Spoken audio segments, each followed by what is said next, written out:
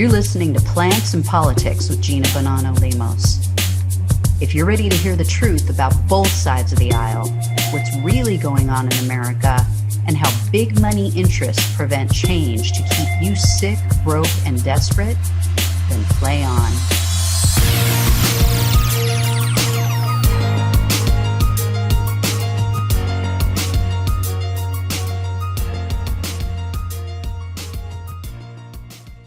Hey everyone, welcome to Plants and Politics. This is Gina.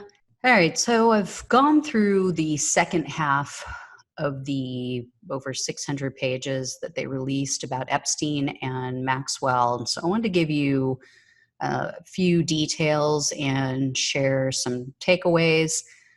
What's really clear in the second half of the documents is that Ghislaine Maxwell's attorneys are going to rightfully burn in hell.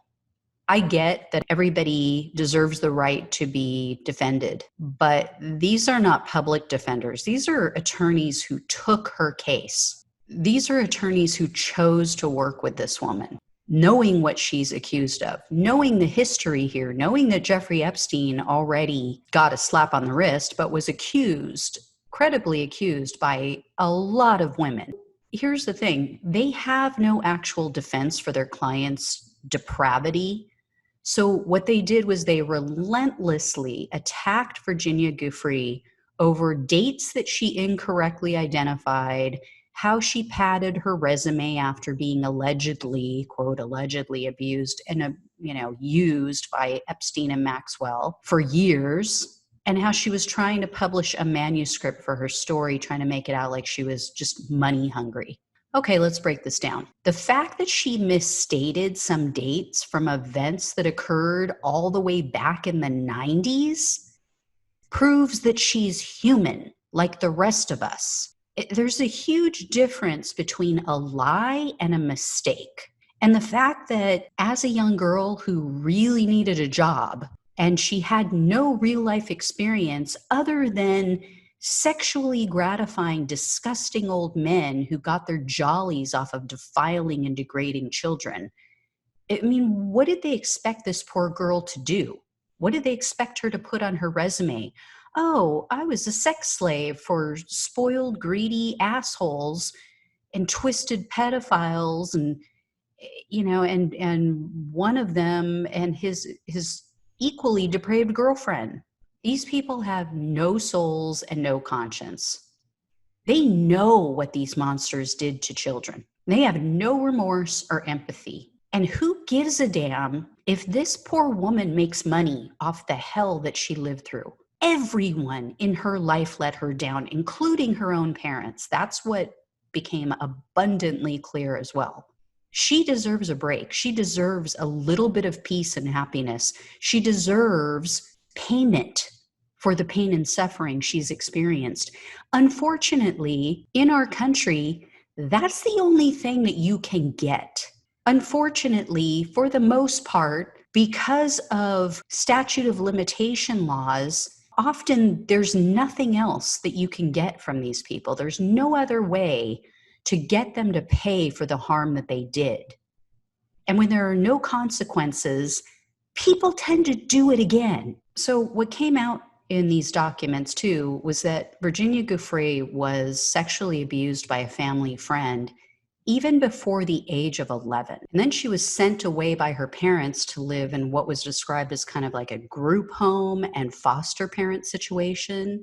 So she would stay at the group home during the day where it was like a school, and then at night she would be sent to foster parents. And it was primarily because she kept running away. And then, no surprise here, she was sent to live with a man as one of the foster parents, and he sexually assaulted her. This poor girl. I mean, it doesn't take a trained psychologist to understand how that affects a human being, how they see themselves, how it sets them up for additional abuse, and to think that it's normal to be taken advantage of and used for sexual purposes. Any of us who have lived through sexual assault, we understand. It's no wonder that this poor girl was an easy target for these vile pedophiles like Epstein and Maxwell. I mean, for Christ's sake, her own mother basically completely abandoned her. So, of note in these documents, Virginia Giuffre mentions that two girls named Emmy Taylor and Sarah Kellen were two girls who had sex with Maxwell in front of her. So these were victims, but again, they were all turned into co-conspirators because many of these girls were then sent out there to bring in other girls. And she refers to two other girls that she saw personally with her own eyes having sex with Ghislaine Maxwell, but she didn't mention their names. They aren't mentioned anywhere in the documents. She also mentions that both Maxwell and Epstein would threaten the girls, basically saying that they were not the type of people that you should cross. And as indirect threats, as she put it, they would constantly remind the girls of how powerful they were and how powerful the people that they knew and spent time with were, and how those powerful people owed them. So when asked if there were specific girls under the age of 18 to whom she witnessed having sexual contact with Ghislaine Maxwell, Giuffre said, quote, "It's very hard to tell how many girls were under the age of 18. My instruction from them was the younger the better." And in saying them, she's referring to obviously Epstein and Ghislaine Maxwell. So that was her instruction. Go out, bring girls back, and the younger the better. She was also asked about any issues she may have had with law enforcement, and she provided some details that I thought were really interesting. There was a time that she worked in a bar, and one of her acquaintances apparently came in to visit her when she was in the back. She was cleaning up. It was like the end of the night. And so he stole money from the tip jar that was sitting on the counter. So subsequently, the owner called the police and he reported that she had stolen it. And Giuffre said that, first of all, she went to the guy who stole it. She got the money back immediately, got it back to the owner the next day because she confronted him. But because the police now were involved, they were going to investigate and not back down, and she didn't want any problems. So she called Epstein for help with the situation. So this was in an interim period. From the way she describes it, she was trying to get away from Epstein and Maxwell. She was kind of trying to break away and make her own money. But here's what she had to say about this. Quote, "Knowing that Jeffrey has got the Palm Beach Police Department in his pocket, I went to Jeffrey Epstein and I told him what had happened. And Jeffrey said, 'Don't worry about it. Let me take care of it for you.'"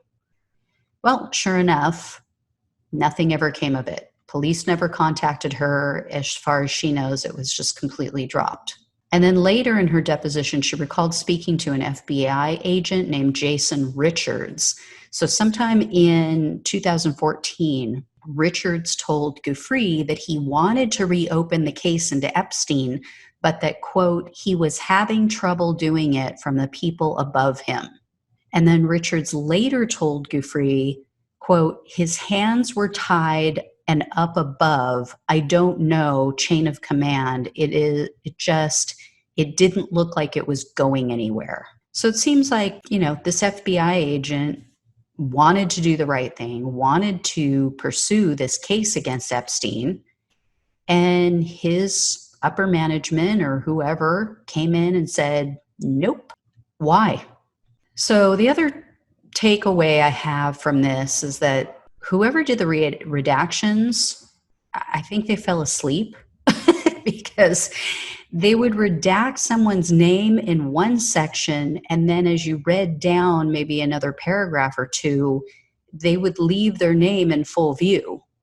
And you could tell that it was the same person based on the circumstances that they were referring to and surrounding text. Here's the other thing that came out that really pisses me off. The FBI has had that photo, the one of Ghislaine Maxwell, Virginia Giuffre, and Prince Andrew, where Prince Andrew's arm is around Virginia Giuffre's waist when she was only 17 years old. They've had that since 2011. And they interviewed her around that same time when she gave them the photo, and they did nothing. How many girls have been victimized since then? Why did they ignore this? What the hell is going on? How many people? How high up does this reach? There are some people in some very high places pulling the strings on this and sweeping it under the rug. That has become incredibly clear. And this was, remember, 2011, this was after he had already been investigated for trafficking minors and then was given that slap on the wrist and basically just pled to one count of soliciting prostitution, 1 or 2 counts. Who keeps shutting this down and why?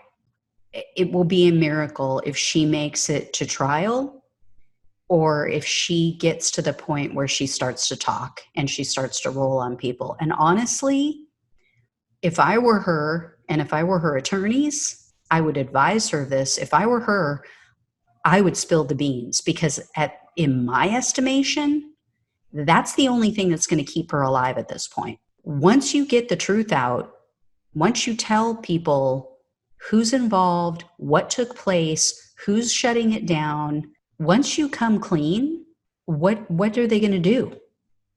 I mean, they could kill you for revenge, but they're not going to kill you to try to keep you quiet. It's already out there. So if I were her, I'd be singing like a canary. All right. Anyway, guys, as always, like, share, subscribe. I will talk to you soon. Take care. Thanks for listening to Plants and Politics. The only way we can take our country and power back is to spread the truth and build an army. So remember to like, follow, subscribe, and share on Facebook, YouTube, and wherever you listen to your podcasts. Thanks again.